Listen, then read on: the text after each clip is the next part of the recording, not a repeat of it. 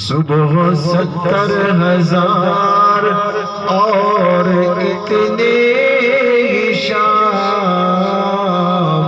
ان پہ اربوں درود، ان پہ کربوں سلام۔ سبحان اللہ، سبحان اللہ۔ زور سے کہنا تو پتہ چلے کہ آپ کو بات سمجھ آ رہی ہے، مزہ آ رہا ہے۔ تھوڑا تھوڑا آگے تشریف لایا جائے گا، جو خالی پڑی ہے اس کو پر فرما لیں۔ بھائیو، دوستو، بزرگوں،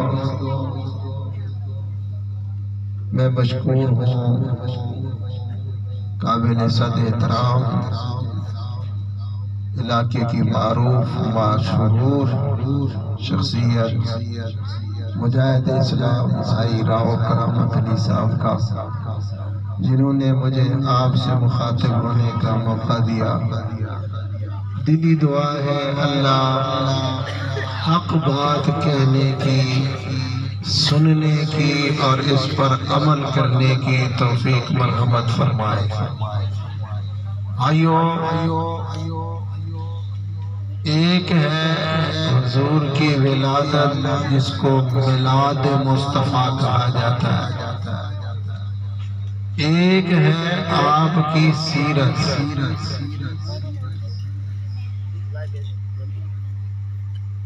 40 سال کے بعد جب آپ نے اعلان نبوت فرمایا تو آپ کی سیرت کا آغاز ہوتا ہے،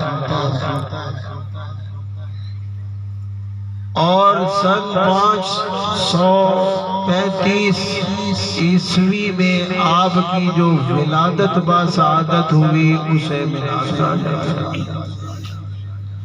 کوئی اگر میلاد کے نام پر حضور کا تذکرہ کرتا ہے تو بھی درست ہے، جو کوئی حضور کا تذکرہ سیرت کے حوالے سے کرتا ہے وہ بھی قابل احترام ہے۔ مقصود تو دونوں حضور کو ہی ذکر کر رہے، حضور کو یاد کر رہے، مگر میرے دوستو، کیا 1 سال کے بعد 12 ربیع الاول کی آمد پر حضور علیہ السلام کا میلاد منا لیا جائے، خوشی منائی جائے، گھر سجائے جائے، لائٹنگ کر لی جائے، اس کے بعد پھر اگلے سال 12 ربیع الاول کو پھر اسی تاریخ کو پھر اسی طرح کر لیا جائے؟ کیا یہ حضور صلی اللہ علیہ وسلم کی آمد مبارک کے لیے کافی ہے؟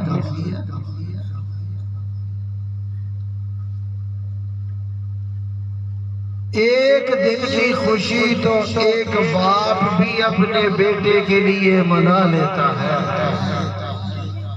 سالگرہ عیسائیوں کا طریقہ ہے، مگر اس میں بھی مسلمان بہت سارے یہ سالگرہ مناتے ہیں۔ اس میں کیا ہوتا ہے؟ گھر سجا دیا،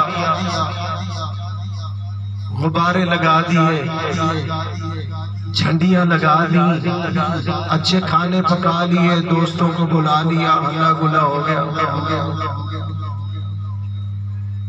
تو حضور علیہ السلام کی ولادت باسعادت کے موقع پر اس کی یاد میں ایک دن حضور کے لیے بھی منا لیا جائے، یہ کافی ہوگا؟ سوال ہے۔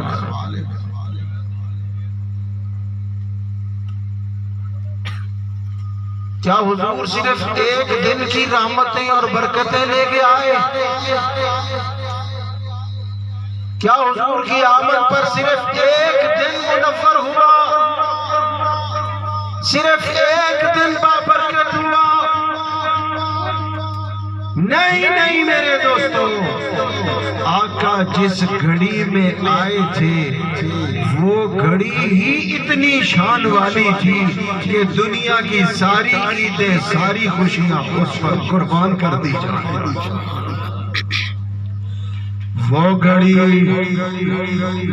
جس میں آقا دنیا میں تشریف لائے، ساری گھڑیوں سے اعلیٰ وہ گھڑی جس گھنٹے میں آئی وہ گھنٹہ سارے گھنٹوں سے اعلیٰ، وہ گھنٹہ جس دن میں آیا وہ دن سارے دنوں سے اعلیٰ، وہ دن جس ہفتے میں آیا وہ ہفتہ سارے ہفتوں سے اعلیٰ، وہ ہفتہ جس مہینے میں آیا وہ مہینہ سارے مہینوں سے اعلیٰ، وہ مہینہ جس سال میں آیا وہ سال سارے سالوں سے اعلیٰ، وہ سال جس صدی میں آیا وہ صدی ساری صدیوں سے اعلیٰ، وہ صدی جس زمانے میں آئی وہ زمانہ سارے زمانوں سے اعلیٰ۔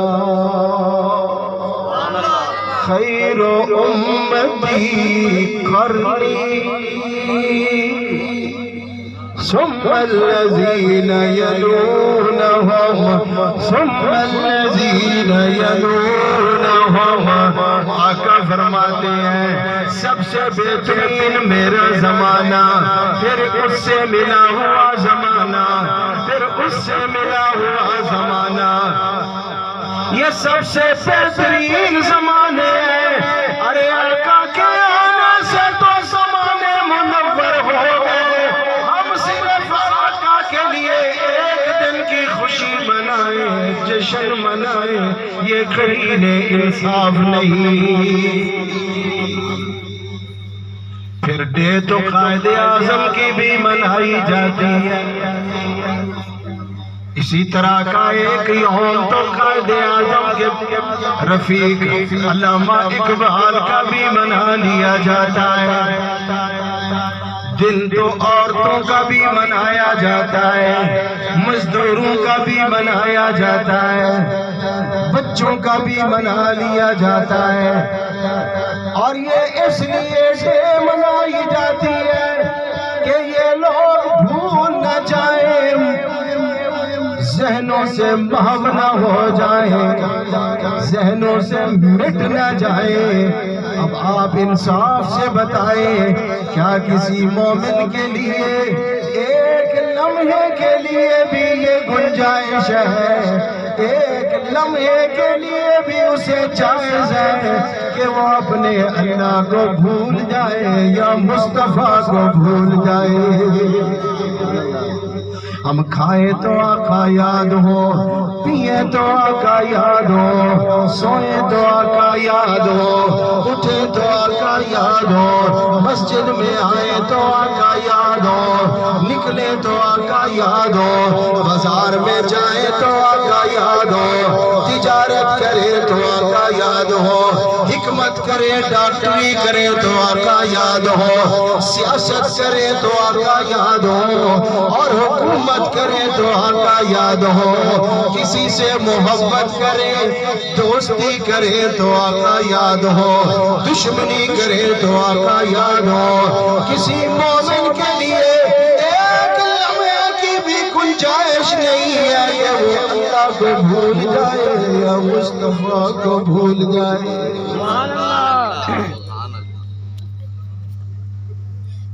میرے دوستوں، میرے بزرگوں،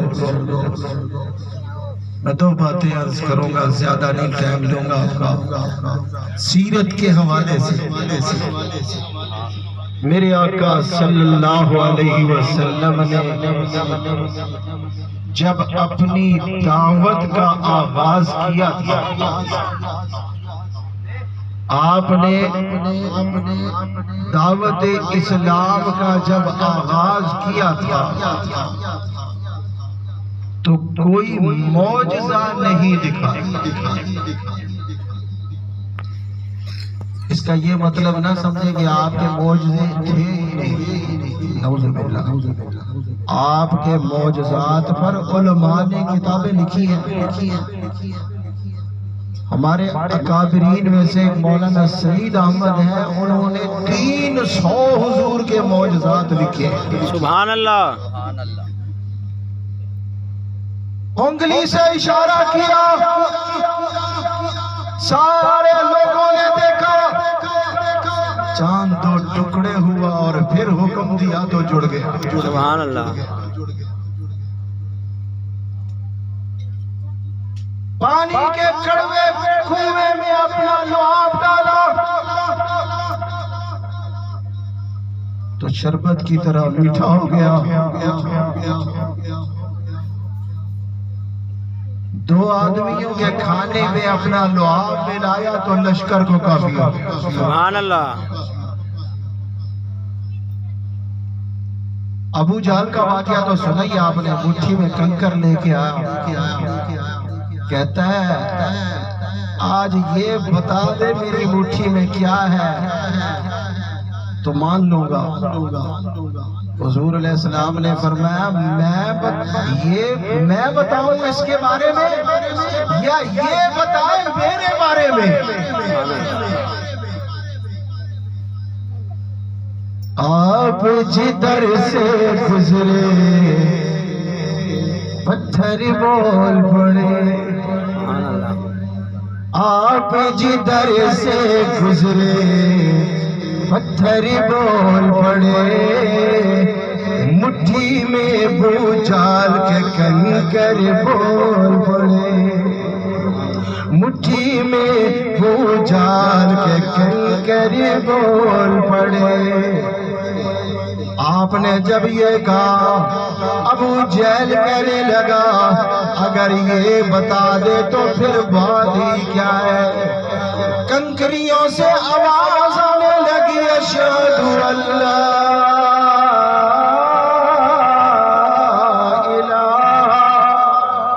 الہ الا اللہ واشہد ان محمدًا عبدہ ورسولہ۔ اور بھی بہت معجزات، لیکن اس وقت جب آپ نے اپنی دعوت کا آغاز کیا کوئی معجزہ نہیں دکھایا۔ موسیٰ علیہ السلام نبوت کی دلیل لاٹھی کو پیش کرتے تھے، اسے پتھر پہ مارتے تو پانی کے چشمے جاری ہو جاتے، پھر مارتے تو چشمے بند۔ عیسیٰ علیہ السلام مادر زاد اندھوں کے آنکھوں پہ ہاتھ پھیرتے وہ دیکھنا شروع کر دیتے، سبحان اللہ، وہ بینا ہو جاتے۔ تو آپ نے اب پچھلے انبیاء کی طرح اپنے معجزات دکھا کر دعوت نہیں دی، کوئی معجزہ نہیں دکھایا، بلکہ اپنی زندگی کی سفید چادر کو ان کے سامنے رکھ دیا۔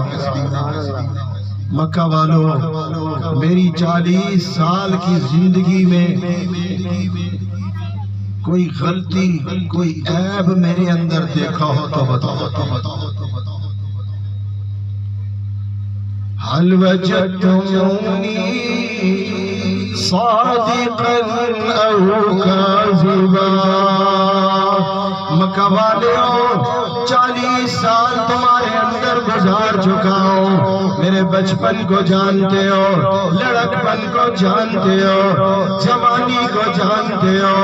انہی مکہ کی گلیوں میں بھی پھرا کرتا رہا، اسی کعبہ میں بھی تمہارے ساتھ طواف کرنے آتا تھا۔ مکہ والوں، ہر معاملے میں تمہارے ساتھ شریک رہا، سوائے تمہارے شرک و بت پرستی کے، غلط کاموں کے۔ مکہ والوں بتاؤ، کیا کبھی میری آنکھوں سے کوئی غلطی ہوئی ہو، میرے ہاتھوں سے کوئی خطا ہوئی ہو، کبھی میری زبان سے لفظش ہوئی ہو، کبھی میرے پاؤں غلط سمت چلے ہو؟ ہر طرف سے آواز آتی ہے جربناک مرارا ما رأینا فیک الا صدقا۔ ہم نے بار بار تجھے آزمایا اے محمد صلی اللہ علیہ وسلم، تجھے ہر بار سچا پایا۔ تو حضور کا نام لے کر جب سنے تو کیا کہنا صلی اللہ علیہ وسلم. یہ چھوٹا درود بھی ہے، سلام بھی ہے. اور ایک دفعہ درود شریف پڑھنے پر اللہ کتنا نیکیاں دیتا ہے؟ بولو نا. 10 گناہ کتنے معاف ہوتے ہیں؟ 10. اور جنت کے درجے کتنی بلند ہوتے ہیں؟ 10. آپ کے ذہن میں آئے گا پتہ نہیں جنت کے درجے کتنا ہوں گے. ہم تو اپنی بلڈنگ کا حساب لگاتے ہیں، ایک منزل، دوسری منزل، تیسری منزل، 18 فٹ، 12 فٹ، 14 فٹ یہ منزلیں ہوں گی. نہیں، فرمایا کہ زمین سے لے کر آسمان تک ایک منزل ہے. سبحان اللہ. اب تو کہو رہا صلی اللہ علیہ وسلم. کوئی آپ کے اوپر انگلی نہیں اٹھا سکتا. میلاد کے بارے میں کہتے ہیں یہ میلاد نہیں مانتے. اور بھائی الحمدللہ ہم میلاد بھی مانتے ہیں، لیکن اس طرح مانتے ہیں جس طرح ہمیں قرآن اور حدیث میں بتایا گیا، جس طرح ہمیں صحابہ نے بتایا. ذکر مصطفیٰ، ذکر میلاد مصطفیٰ ہمارے لیے بھی سعادت ہے، ہمارے لیے بھی بابرکت ہے، ہمارے لیے بھی باعث ثواب ہے. اس طریقے پر جس طرح صحابہ نے حضور کا ذکر کیا. تذکرہ میلاد مصطفیٰ. آپ جانتے ہیں کہ دائیاں آئیں اور پھر جو طاقتور سواریاں جن کے پاس تھیں وہ جلدی مکے آ گئیں. حلیمہ کی سواری کمزور تھی، وہ پیچھے رہ گئی. انہوں نے آ کر بچے ڈھونڈنا شروع کیے اور وہ حضور کے دروازے پہ بھی ساری آئی. لیکن یہ پوچھ کر کے یتیم ہے، ہمیں کیا لبنا ہے اس گھر سے، نکل جاتی. اور حلیمہ سب سے آخر میں آئی. وہ بچے سارے لے گئی تھی اور حلیمہ نے حضور کو اس لیے لے لیا کہ خالی ہاتھ جانا تو بہرحال شرم کی بات ہے. مگر نکتہ داروں نے نکتہ بیان کیا کہ کچھ لوگ حضور کے دروازے پہ پہنچ کر بھی محروم رہا کرتے ہیں. ٹکٹ لیا، عمرے پہ گئے، حج پہ گئے، مسجد نبوی میں پہنچ گئے، حضور کے قدموں میں کھڑے ہیں.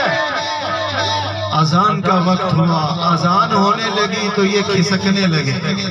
کس طرف جا رہے ہو بھائی؟ یہ بیت الخلا، وضو کی جگہ، غسل خانے، وہاں چھپ کے بیٹھے ہوئے، وہاں تمہارے قربان جاؤ. یہ محرومی نہیں تو کیا ہے؟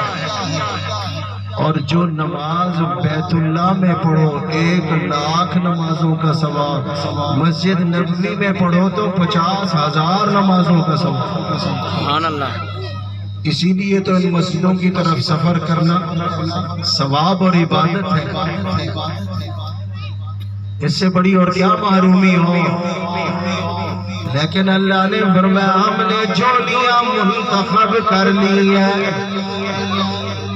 یہ حلیمہ کی گودی میں جائے گا، یہ غار ثور میں ابو بکر صدیق کی گود میں جائے گا میرا محبوب. اور وقت وفات سیدہ عائشہ صدیقہ کی گود میں.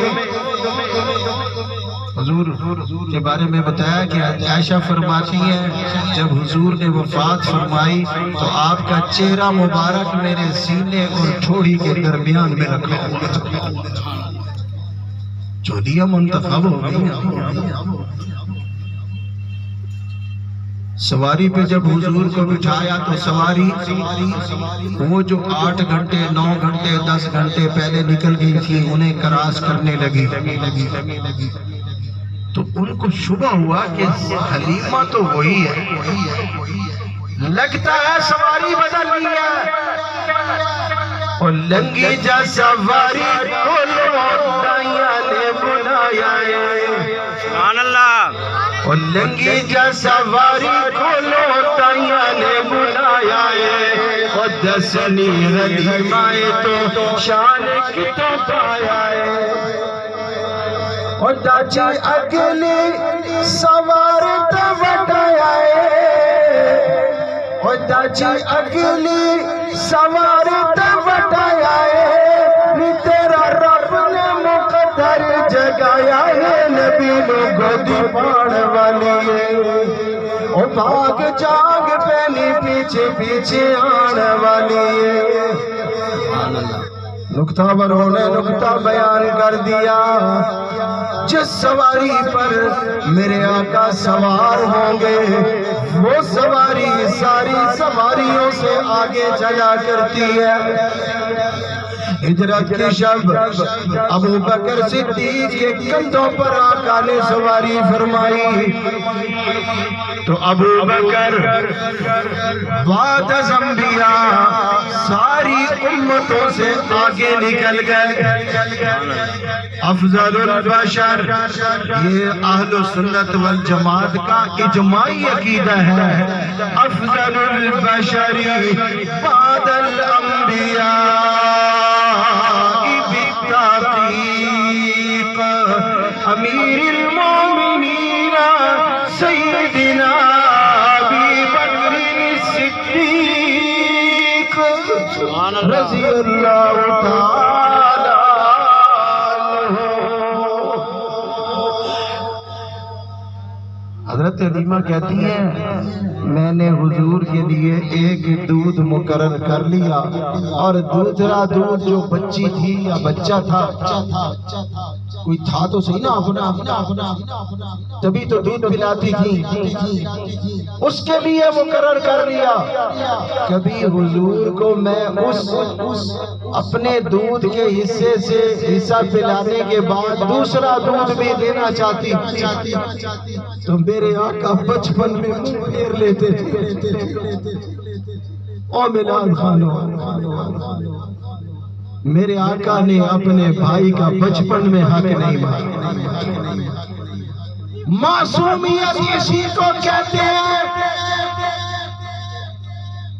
کہ بچپن سے لے کر وفات تک کوئی نبی کوئی غلطی اس لیے نہیں کرتا کہ اس کے اوپر اللہ کا ہاتھ ہوتا۔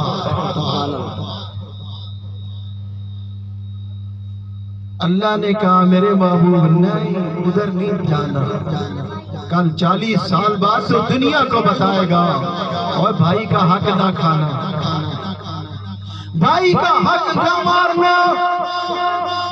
اگر تو نے آج یہ کر لیا تو کیسے دنیا کو پڑھائے گا؟ اللہ کے نبی کی پشت پر اللہ کا ہاتھ ہوتا۔ حضور فرماتے میری عمر کوئی 10 برس کی تھی، میں بکریاں چراتا تھا اجرت پر، عرب سرداروں کی شادی تھی، اس میں رات کو قصے کہانیاں سنائی جاتی تھی۔ میں نے اپنے ساتھی سے کہا آج میں نہیں آؤں گا بکریوں، کل میں بکریوں چرانے نہیں آؤں گا، میری بکریاں تم لے جانا، میں آج عرب سرداروں کی شادی ہے قصہ سنوں گا۔ حضور فرماتے ہیں جب میں وہاں پہنچا تو میں ابھی ان کی مجلس شروع ہی نہیں ہوئی تھی، حضور فرماتے غلبنی النوم، مجھے نیند آ گئی، اور میری آنکھ اس وقت کھلی جب سورج نکل چکا تھا، صبح ہو چکی تھی، مجلس برخاست ہو گئی تھی۔ اللہ نے فرمایا میرے مدنی تو نے تو دنیا کو پڑھانا ہے، سچ پڑھانا ہے، میں تجھے یہ جھوٹی قصے کہانیاں سننے نہیں دیتا۔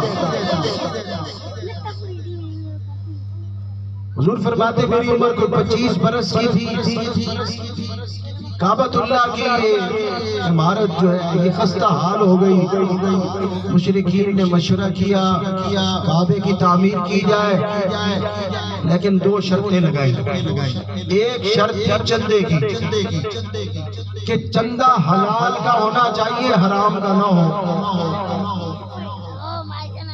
اور وہ تھوڑا پیسہ اکٹھا ہو گیا تو کعبے کی عمارت چھوٹی کر دی. یہ حتیم جو پڑی ہے یہ کعبے کا حصہ تھی، اسے چھوڑ دیا. پیسے تھوڑے تھے. اس کے بعد دوسری شرط کہ کعبے کو ننگے ہو کر تعمیر کرنا ہے. اس لیے کہ ان کپڑوں کے ساتھ تو ہم جھوٹ بولتے ہیں. جیسے آج بہت سے لوگ کہہ دیتے ہیں کہ داڑھی کیوں رکھے، سارا دن تو جھوٹ بولتے ہیں. تو داڑھی کے اس میں کیا مسئلہ ہو جائے گا؟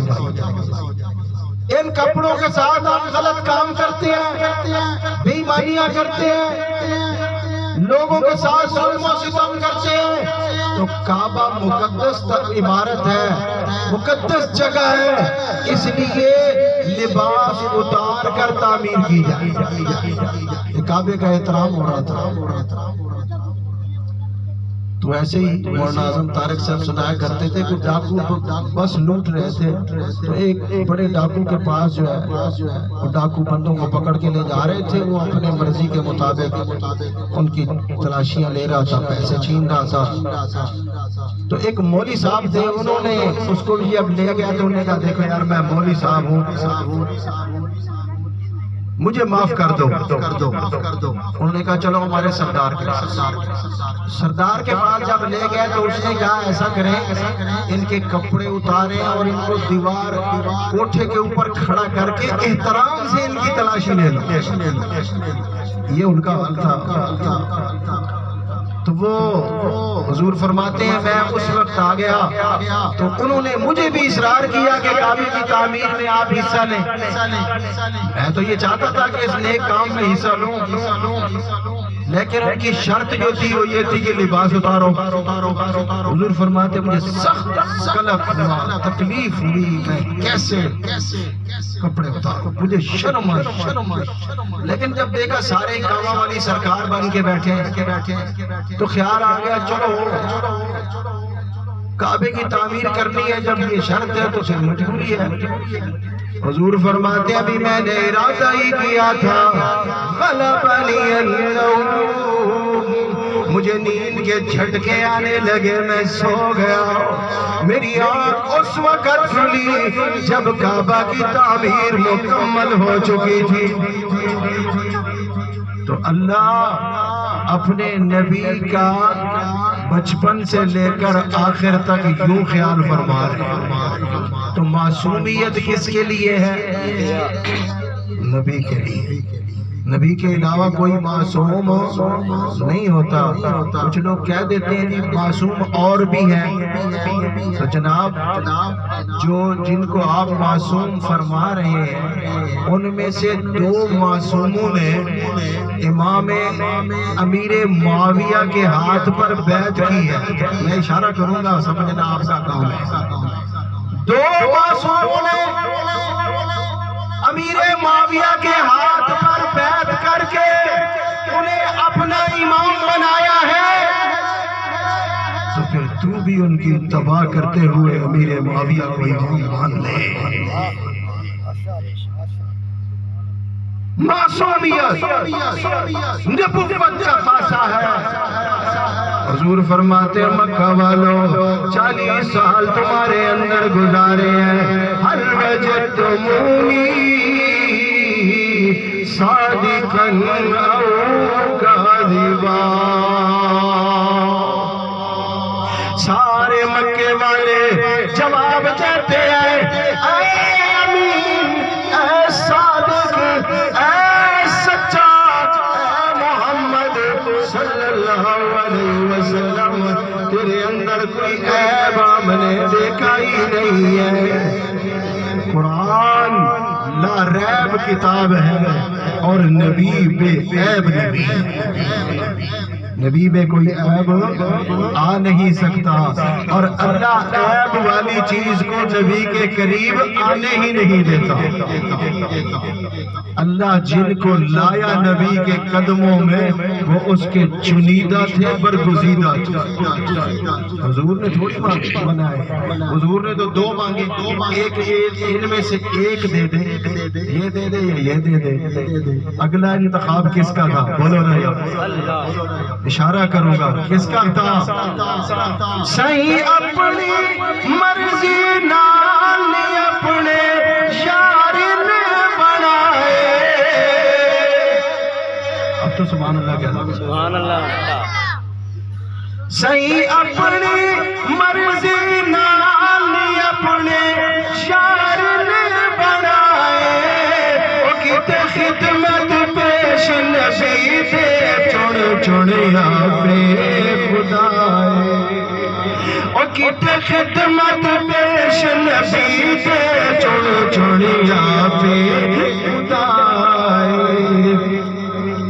محبوب دے خاص مرید وفادا ذرا تو سوچیا، او کیوں پڑھدی یار نبی دے وفادا ذرا تو سوچیا، کیویں ہو سے پیش علی دے وفادا ذرا تو سوچیا۔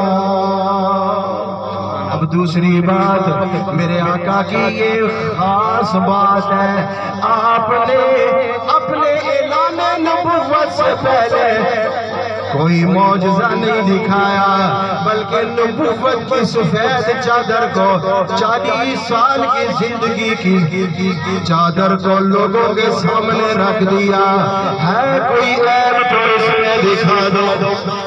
سبحان اللہ۔ جب حضور نے اعلان نبوت فرما دیا تھا، اس وقت مشرکین بڑے پریشان تھے، تو حضور کے عیب ڈھونڈنے کے لیے نا کوئی جاسوس بھیج دیے،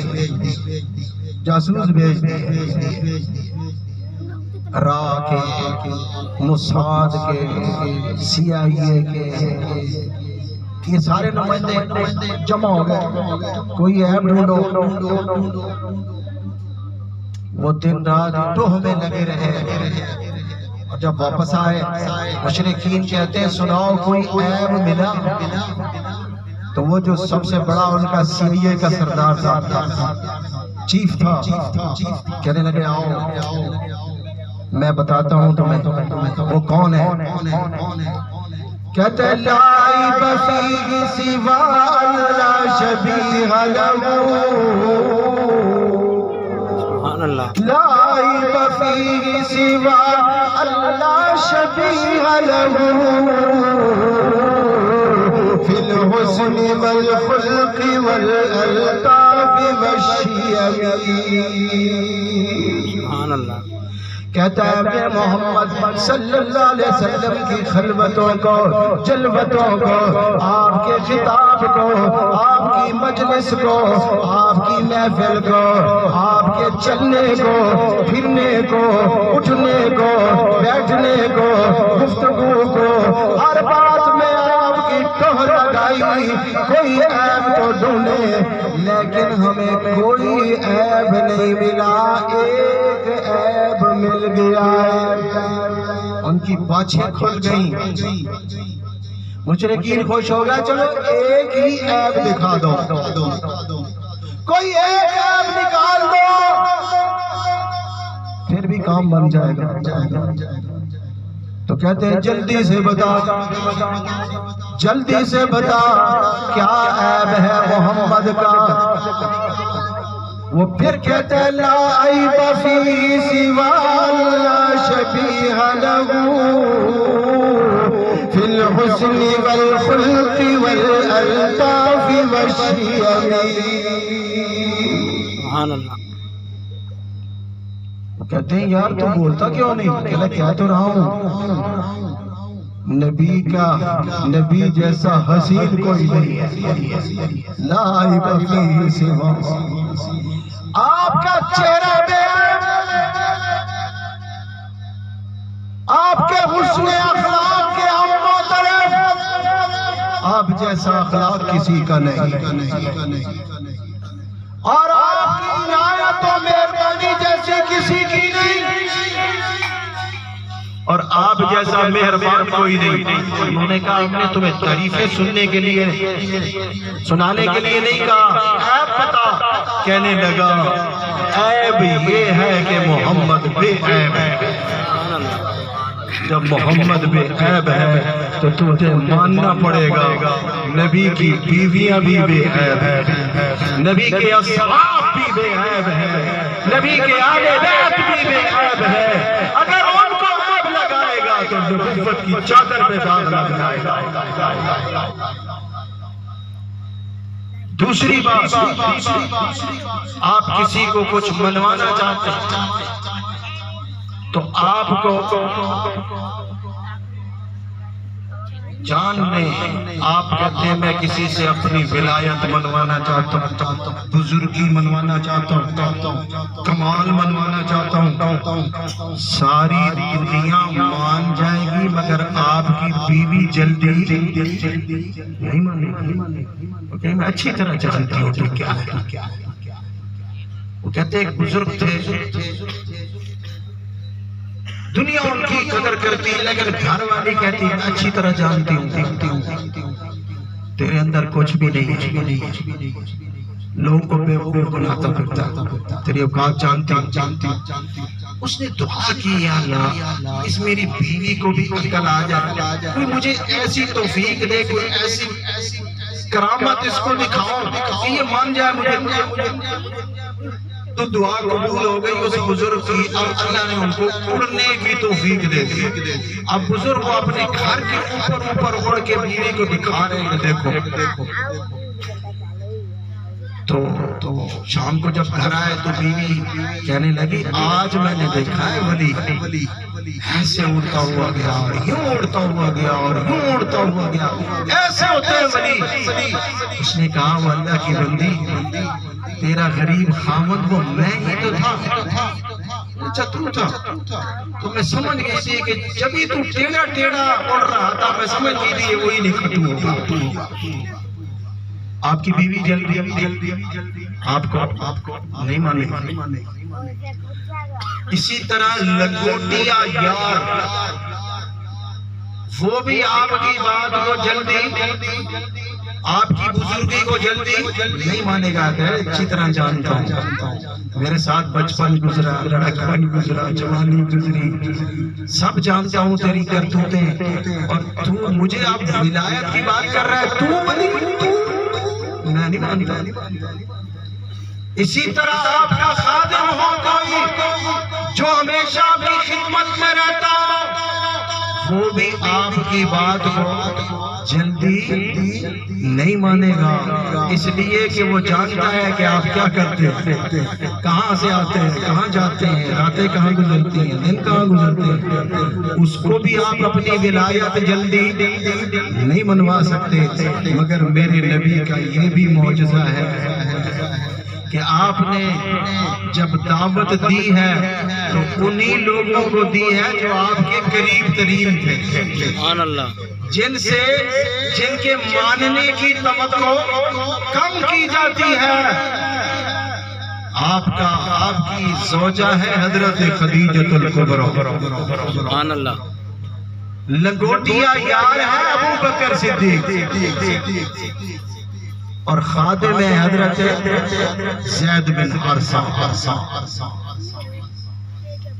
آپ نے اپنی دعوت پیش کی تو چوتھے حضرت علی ہیں، 6 سال کی عمر تھی، 6 سال کی عمر۔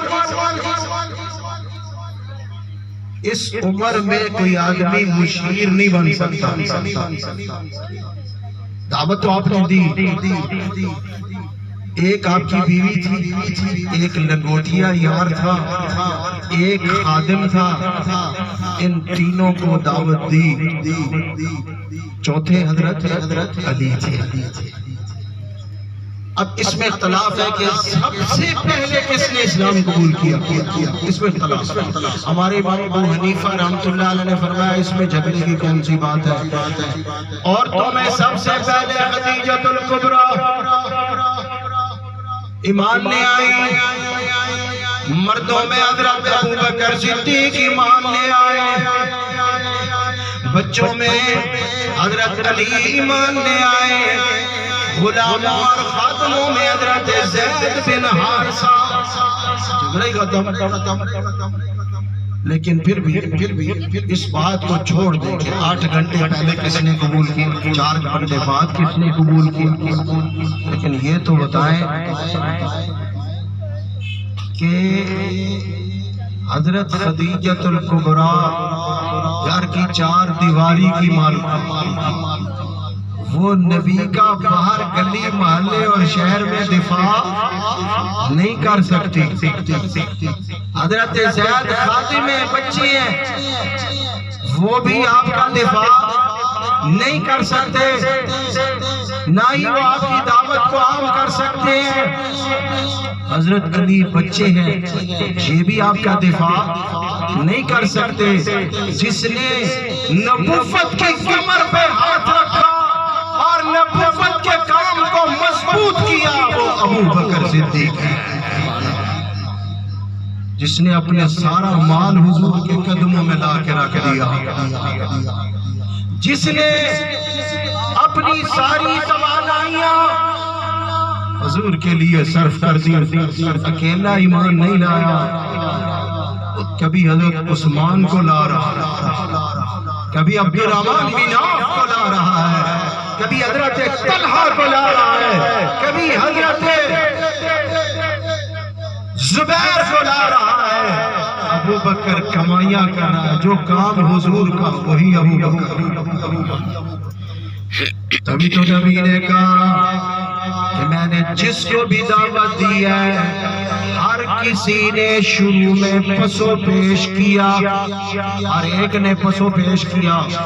کسی نے کہا سوچوں گا، کسی نے کہا کل تک مہلت دے دو، کسی نے کیا کہا، یہاں تک کہ حضرت علی بچے تھے، آپ کے گھر میں پرورش پا رہے تھے، انہوں نے بھی کہا تھا کہ میں اپنے پاپا سے مشورہ کروں گا، لیکن حضور فرماتے ہیں کہ ابوبکر ہے، جب میں نے دعوت دی کوئی پسو پیش نہیں کیا، فوراً کہا اشہد ان لا الہ الا اللہ واشہد ان محمدًا عبدہ ورسولہ۔ سبحان اللہ، کوئی پسو پیش نہیں کیا۔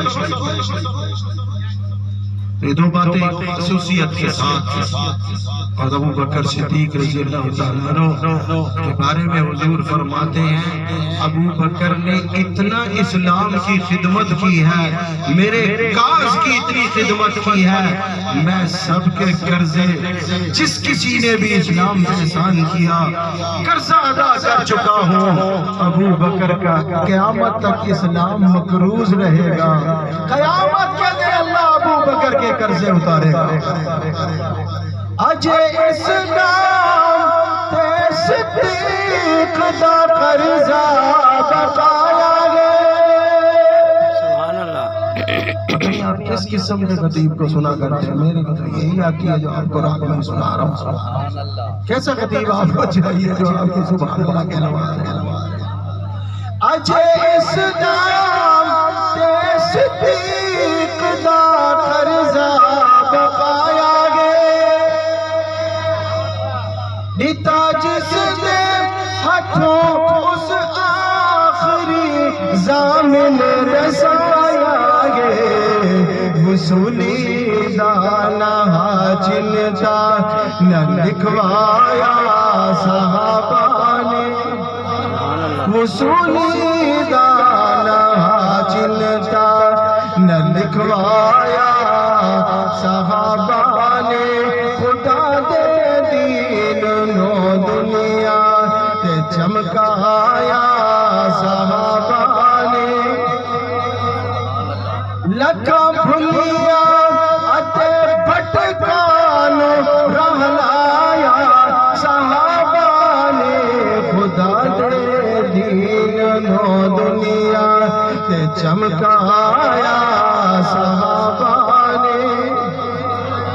تو ابو بکر صدیق رضی اللہ تعالیٰ عنہ پہلی شخصیت ہے جنہوں نے بغیر کسی پس و پیش کے کہا کہ اگر تو یہ دعویٰ کرتا ہے تو پھر تو سچا ہے. معراج کی شب حضور کفار کو بتا رہے میں نے معراج کیا. وہ کہتے ہیں یہ ہو ہی نہیں سکتا. بشر ہو کہ عرشات جا کوئی نہ سکتا. یہ ان کا بھید تھا، ان کی سوچ تھی. آپ نے سبحان اللہ سامنے کہہ دیا. ایسے ایک بات ہے، وہ جو خطیب سر والا ہونا، لوگ کہتے ہیں کہ جی تو بولتا رہے ہمیں اعتماد ہے. سبحان اللہ سبحان اللہ. یہ نہیں کوئی جانتے کیا رہا ہے. سر آ رہی ہے نا. سبحان اللہ. ابھی نہیں کہنا. وہ کہتے تھے بشر ہو کہ عرشات جا کوئی نہ سکتا. تو ابو بکر صدیق کو حضور نے کہا، ابو بکر معراج میں گیا.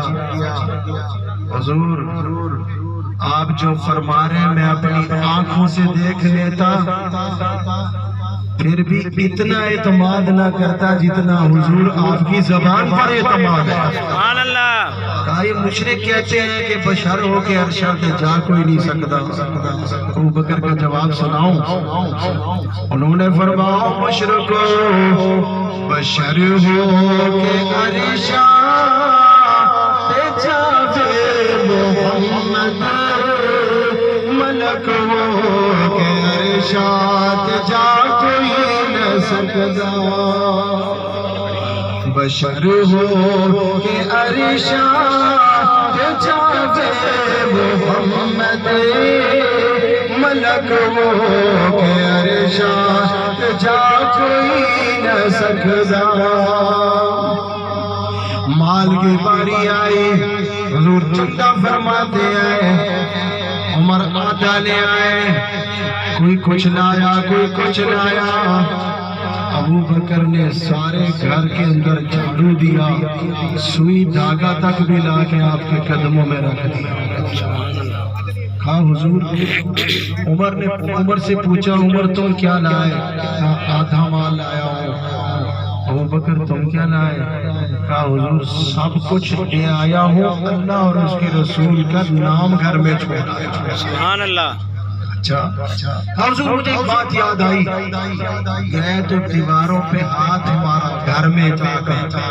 بی بی عائشہ نے پوچھا تم کیا ڈھونڈتے ہو؟ کہا سوئیاں میں نے یہاں کہیں دیوار میں کھڑی کی تھی، نکالنا چاہتا ہوں، وہ حضور کی خدمت میں دوں گا، شاید کسی کے کام آئے.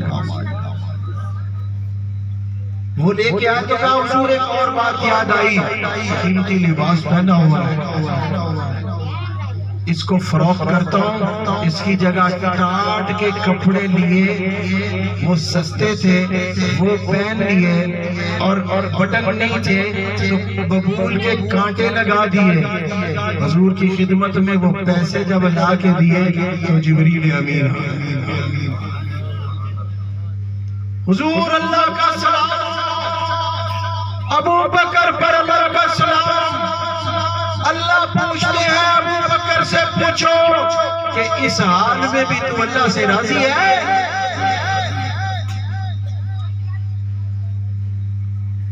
تو اس حال میں بھی اللہ سے راضی ہے؟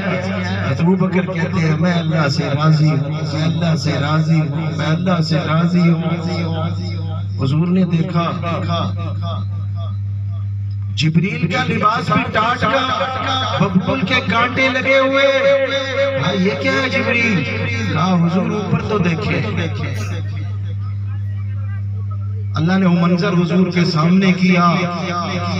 فرمایا ساتوں آسمانوں کے فرشتوں کو اللہ نے حکم دیا ہے جب تک ابو بکر اس لباس کے اندر رہے گا، عرش و فرش کے فرشتوں تمہیں بھی یہ لباس پہننا ہوگا. کیا جانو ابو بکر کا مقام کیا ہے؟ اس لیے تو حضور نے فرمایا تھا کہ لوگوں میں تمہارا امام ہوں، تمہارا پیشوا، تمہارا مقتدا، تمہارا راہبر، تمہارا رہنما، اپنے بعد ابو بکر صدیق کو بنا کے جا رہا ہوں۔ کیا فرمایا؟ مروا ابا بکر فلیصلی بالناس،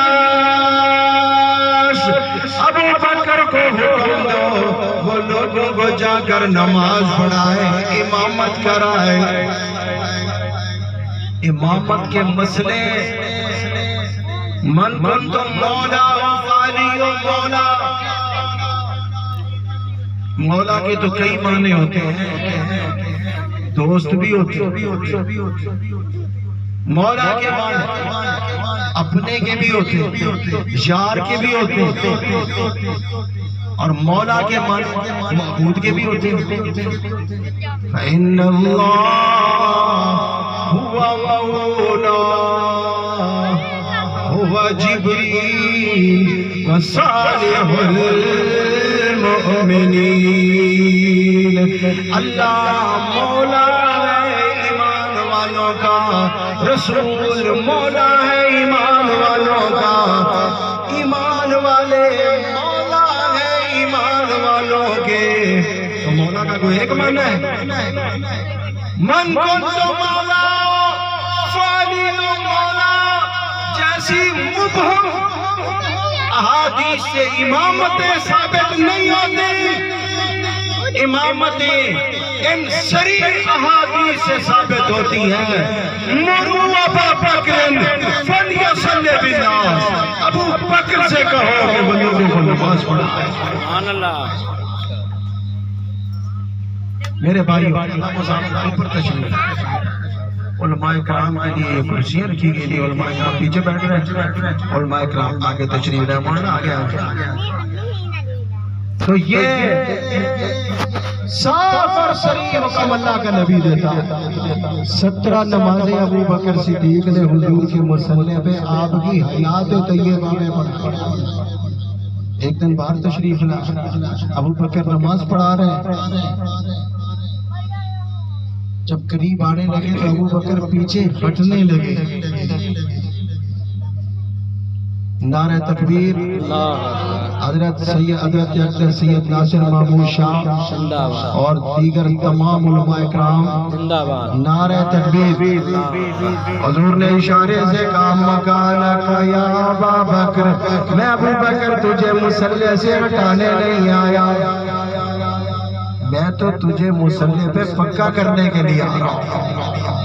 آپ اس کے پہلو میں بیٹھ گئے ابو بکر کے، نماز حضور نے پڑھائی اور ابو بکر نے حضور کی کیا کہتے ہیں اس کو، جو امام کو پیچھے جو مکبر ہوتا ہے، مکبر کی حیثیت سے امت کو نماز پڑھائی۔ حضور کی آواز ابو بکر تک پہنچتی، ابو بکر امت تک حضور کی آواز پہنچا۔ میں میرے خیال زیادہ وقت لے چکا ہوں، میں ابھی اسی پر اکتفا کرتا ہوں اور 2 شعر سنیں گے،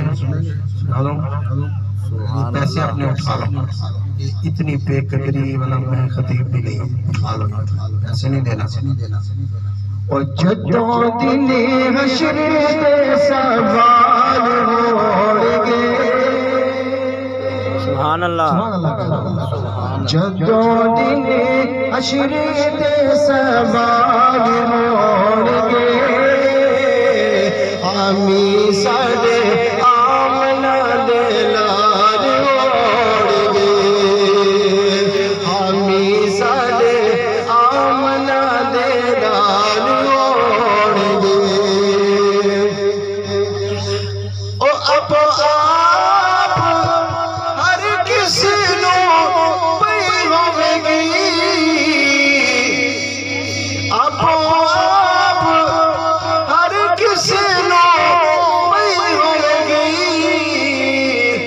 مصطفیٰ نو ساڈے ہی خیال موڑ گے مصطفیٰ نو ساڈے ہی خیال موڑ گے